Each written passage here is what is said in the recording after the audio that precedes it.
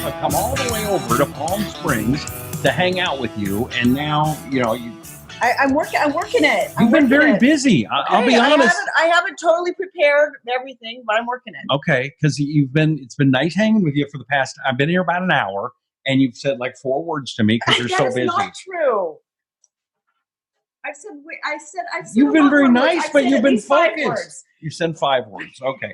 This is the first time that you've seen me since. Oh, by the way, it's the Nisha Jackson Show. How y'all doing? Hi. I'm Rusty Humphries. This is Nisha Jackson, and we're in Palm Springs, California. And actually, technically, we're in La Quinta. I wasn't going to tell them that because I don't want stalkers coming after you. Oh, okay, yeah. Okay, we're in Palm Springs. No, we're in a La Quinta in Palm Springs. We're not in a La Quinta. We're in a home. We're in a home. Okay. So this is the first time that you've seen me since we did the hormone replacement. Is that what we officially call it? Hormone optimization. And that was at Halloween.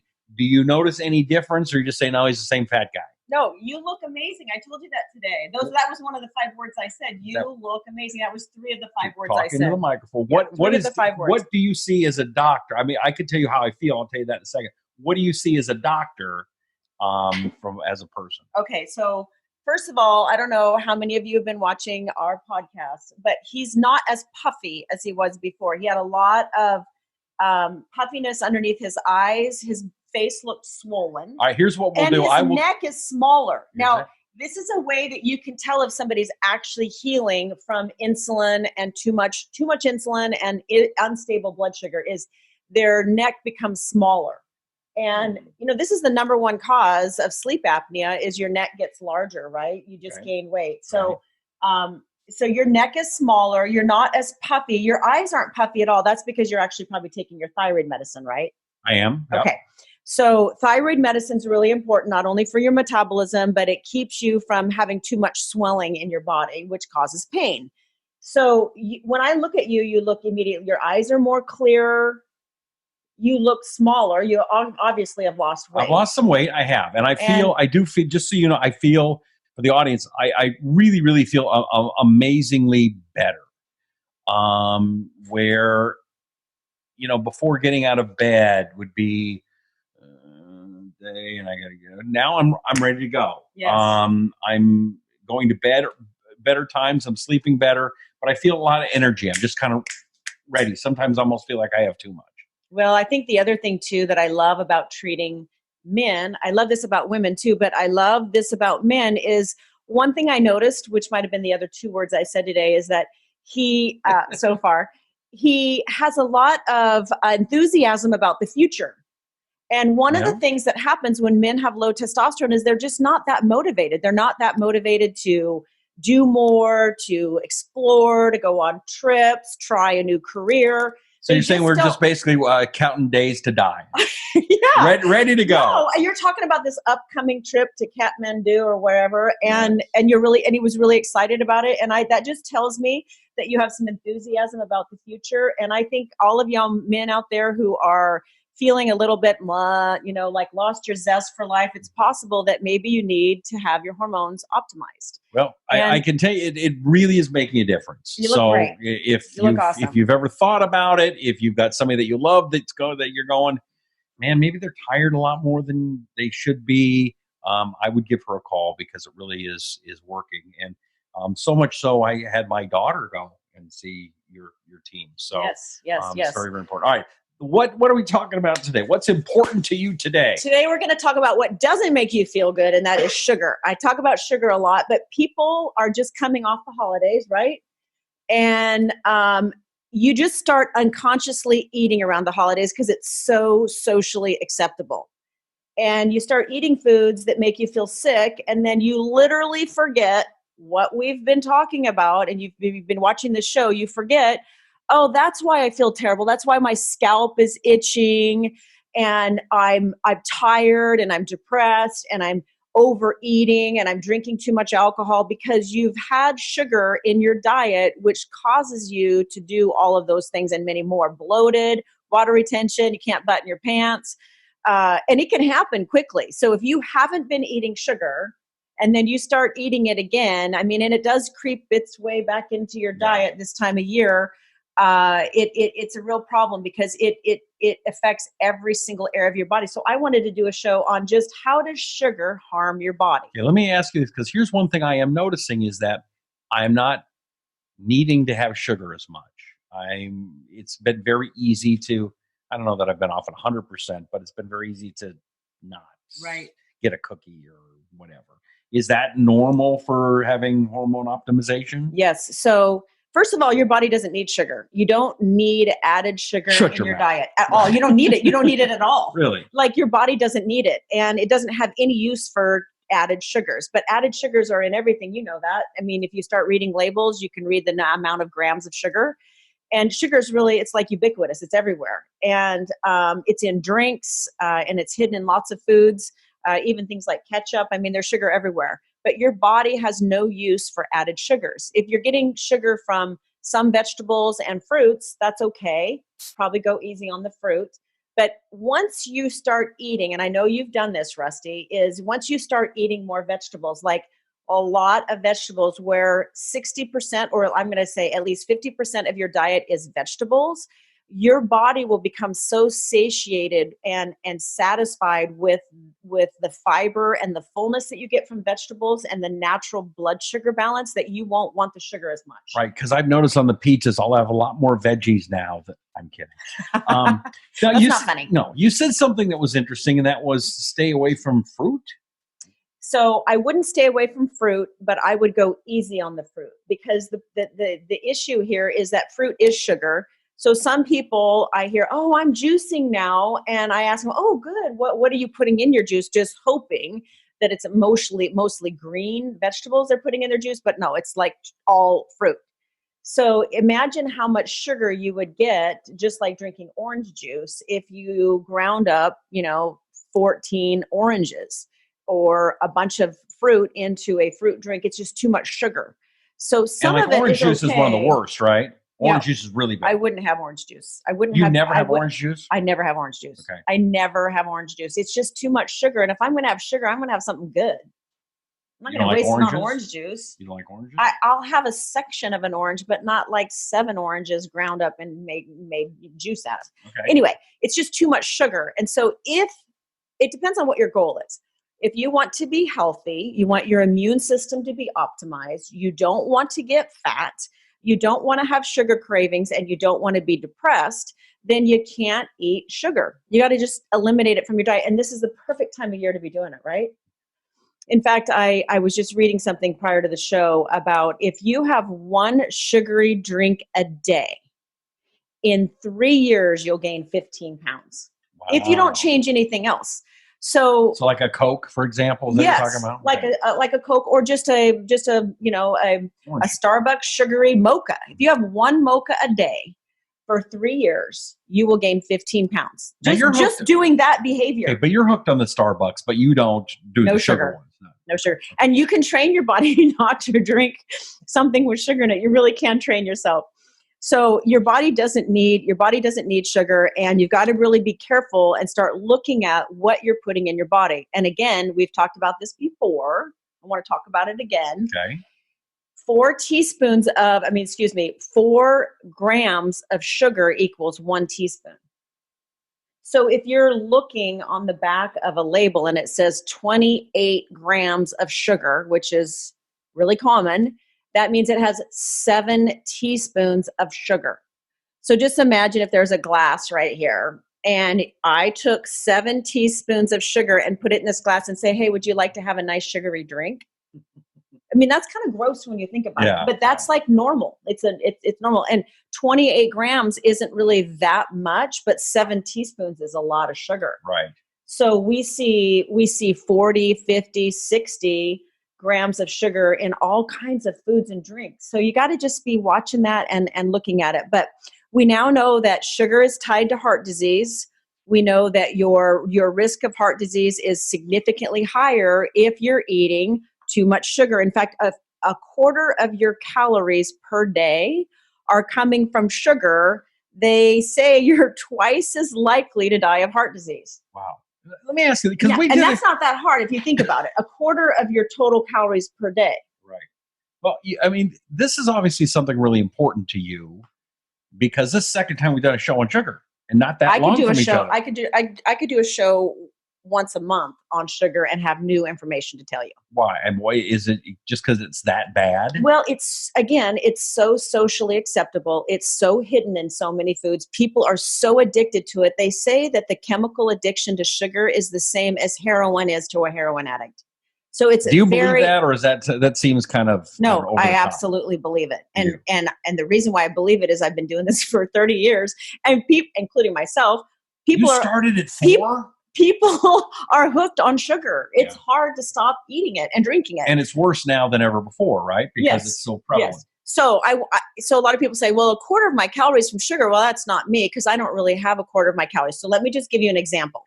Let's say you get up in the morning and you have a muffin and you have a little bit of orange juice. Or let's just say you have a mocha and a muffin, even worse. And then you go until 1 o'clock in the afternoon and you decide to have a hamburger with 2 pieces of bread. So the muffin and the mocha together, that's almost 100% sugar. The 2 pieces of bread metabolizes into sugar once it goes into your mouth faster than a Snickers bar. Wow. So, and then let's say you have pasta for dinner. That is almost 100% of your calories coming from sugar, because all those foods turn into sugar immediately. So you shouldn't eat pasta either. So now, I didn't say anything sweet in all of those things. I mean, the muffin could be sweet, but there's no like desserts. Right. I didn't say dessert. I didn't say candy bars, but that's how you get your calories from sugar, is you're feeding yourself foods that turn to sugar. So again, if you don't want to die of heart disease, I'd suggest you start eating 50% of your calories from vegetables and starting more lean proteins and nuts and seeds. That should be the majority of your diet. And then just add in some of those other foods, just as like a condiment. Is pasta that bad? Yes. Yeah. So do you stay away from that? But you can eat protein pasta now. You can get egg noodle pasta. I mean, you can get pasta that's not made from flour. Okay. You can get it made from vegetables. Zucchini pasta, you've probably seen that. You can get zucchini. That's actually pretty good. And actually, it's good. Yeah. What do you think about tortillas? Mexican food is big right now. I would rather you have corn tortillas rather than flour tortillas. But again, you can take, and I love to cook this, a really small round, well, they're all round, corn tortilla, and you could put some organic cheese, a little bit of cheese. You can mound vegetables on top of it and have it. I mean, that could be a whole meal. Some lean protein, chopped up protein, guacamole, avocados are excellent for you. So yeah, no, I think those things are good, but I would stay away from the flour. Okay. We also know that sugar is very much tied to high blood pressure. Oh, your phone's going off. We're supposed to have our phones silenced. He obviously didn't read the rule book. I didn't. Hold on a second. This is our friend Olivia.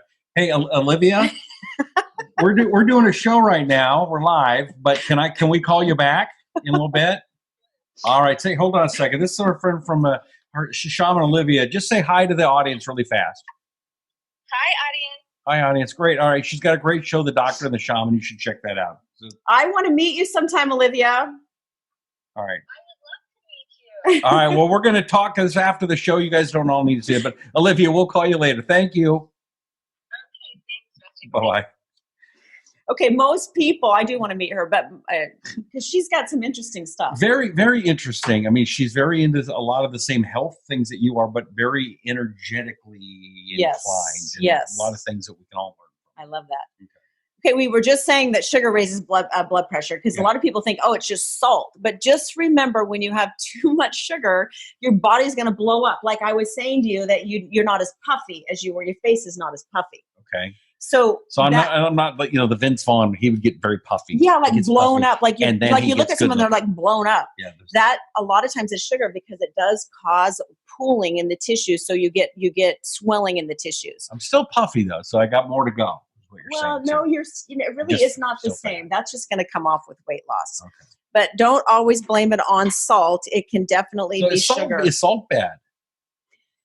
Well, we're not talking about salt today, but Okay, because right. I could do a whole show on salt, because salt's actually very good for your stress system to have salt. But Okay. but I don't We'll want. get that, Don't write that one down yet, because I want to talk more about that at another All time. right, I'm throwing Don't write everything that off down. today. All right. Liver.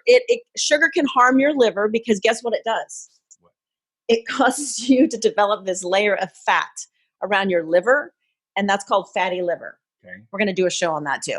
Fatty liver is a problem, Rusty, because guess what? You cannot detoxify all of the things that are coming into your body, either breathing in, putting on your skin, or ingesting. Your liver starts getting sluggish, and then it cannot metabolize fat, and then you get to store more fat. Ooh. So it makes you fat to have fatty liver. Not only is fatty liver a fat layer on your liver, but having fatty liver caused by too much sugar can cause you to gain even more weight. Is there it's a vicious cycle. Is it hard to get rid of fatty livers? Does it go away when you exercise, Yes. or is it something else? Yes, losing weight, cleaning up your diet, especially getting rid of the sugar, and taking liver support supplements. In fact, there's one on that back shelf right there that I love called Liver C. So anyone that's drinking alcohol regularly, has been diagnosed with fatty liver, is more than 30 pounds overweight, is frustrated that they can't lose body fat, should be on a liver support supplement, because most likely that's the problem, is fatty liver. Okay. So anyway, there's so much more. It can harm your sleep. We talked about your neck size being large, causing sleep apnea. So you want You don't have that. you want I got to that. you want to get your body in shape, and the only way to do that is to start cutting out foods that raise your insulin, which is sugar, because that causes you to gain weight around your middle section and your neck.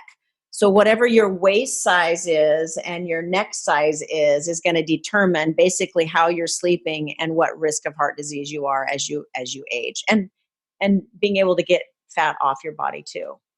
So I am noticing it's going a little slower right now than I'd like. Is it because I'm getting older?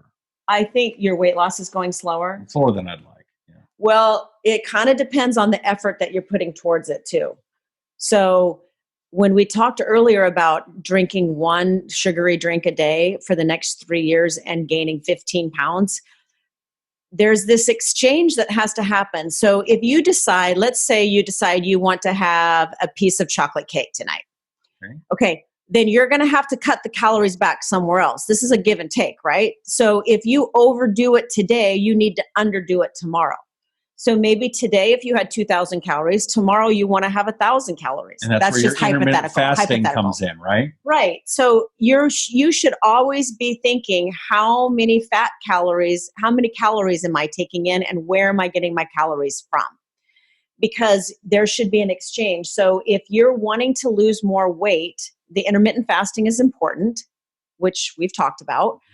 But what's also really important is to know, how many calories am I burning? So if you keep doing the same thing every day and expect different results, that may be the problem. Right. So upping your exercise, maybe going twice a day with your exercise, maybe not as long, but 2 different exercise episodes. And cutting your caloric intake back, because as you get older, you don't need as many calories. We actually become a little bit more sedentary as we get older. So you got to do something different that shocks your system, because your metabolism gets used to whatever you're doing in 6 short weeks. Wow. Okay. So you got to mix it up. All right.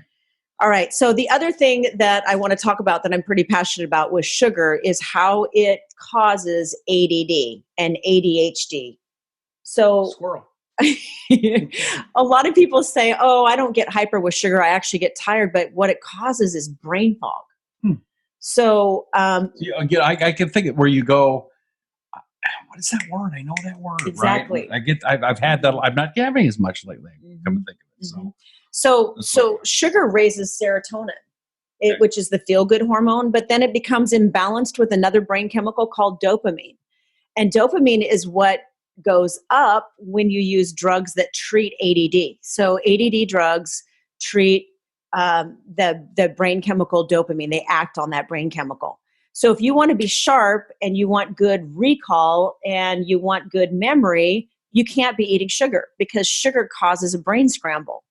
And so if you're on ADD medicine, don't be on sugar. That's doubling, right? right? That's a big deal.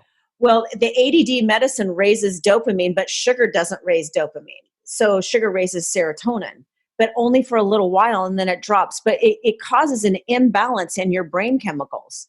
And so you don't want an imbalance in your brain chemicals because then you can't think right. You can't focus. Your attention is poor. So these are just some of the things that I think are really important to think about when you're eating sugar. And now, like I said, is the perfect time of the year to be thinking about what you're putting in your body. And I want to connect the dots for people. I want people to know that if you're feeling bad, it's not a mystery. Don't go running to your doctor and saying, I'm exhausted, I'm gaining weight around my middle, I can't sleep at night, my whole body hurts. Don't even bother going. Clean your diet up first. And Doc, can you hand me the Cinnabon? Yeah. I mean, you might need to go to the doctor if there's something urgent. But I'm just saying 72 hours off this garbage will reduce the habitual effect of sugar by 50%. So if you're struggling getting a handle on getting through a day without some kind of sugar or a flour or bread or pasta or chips, think about just going 3 days, cold turkey, 3 days, no sugar, no flour, lots of vegetables, lean proteins, nuts and seeds. Just gut it out for 3 days, because then the habituation of sugar will be 50% less, and you'll feel like you can handle it at that point. So, all right, that's good stuff. That's my spiel on sugar. There's the spiel. All right. If you would like to contact her, you should. NishaJackson.com, right? That's right. Okay. Also, website, NishaJackson.com. And, again, I cannot more highly recommend the work she does. And it's not because we do a podcast together. I'm living proof and feeling better and better every day. So the best way to do it, One Peak Medical is the name of the clinic. Right, One Peak Medical. You can go to onepeakmedical.com, or, just start listening to our podcast on a regular basis. We're giving lots of great information, and we want what's best for you. Why would you give all the stuff away for free? Because this house can't be cheap. Easy. It's easy. Okay, this is easy. People can start learning to take care of themselves by just watching this podcast. See, if I were you, I'd be going, okay, for you, if you want to get better, I can fix you. It's going to cost a lot of money, so please come down. Don't do anything free. No. That's what I would do. Yeah. And that's why I'm not the doctor. We can get you dialed in. Just listen to this show and start every week trying to get a little bit healthier. Okay. NishaJackson.com, NishaJackson.com, NishaJackson.com. I'm Rusty Humphries. She's Nisha Jackson. And we'll catch you next time here on The Nisha Jackson Show.